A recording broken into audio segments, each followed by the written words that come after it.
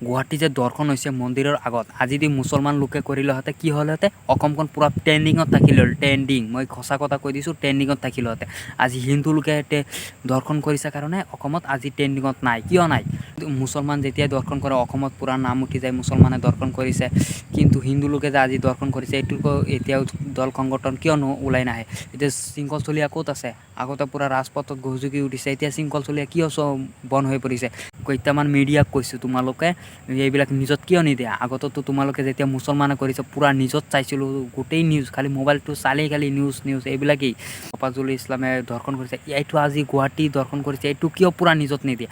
তোমালোকক কৈছোঁ তোমালোকে সকলোৱে নিউজত প্ৰচাৰ কৰিব হিন্দু মুছলমান বুলি কোনো নাই দৰ্শনৰ কোনো দিনা দৰ্শন কৰে কাৰ কোনো ধৰ্ম নাই চোৰৰ ধৰ্ম নাই যিবোৰ ইহঁতৰ চান্স পালেই কৰিব বিচাৰে বুজিছে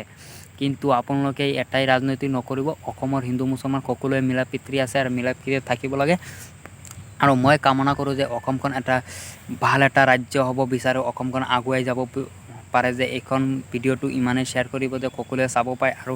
হিন্দু মুছলমান যেতিয়াই দৰ্শন কৰে অসমত পূৰা নাম উঠি যায় মুছলমানে দৰ্শন কৰিছে কিন্তু হিন্দু লোকে যে আজি দৰ্শন কৰিছে এইটো এতিয়াও দল সংগঠন কিয় ওলাই নাহে এতিয়া শৃংখল চলীয়া ক'ত আছে আগতে পূৰা ৰাজপথত গজুকি উঠিছে এতিয়া শৃংখল চলীয়া কিয়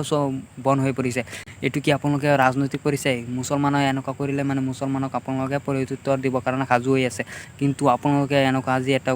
জঘন্য ঘটনা হৈছে এইটো কি আপোনালোকে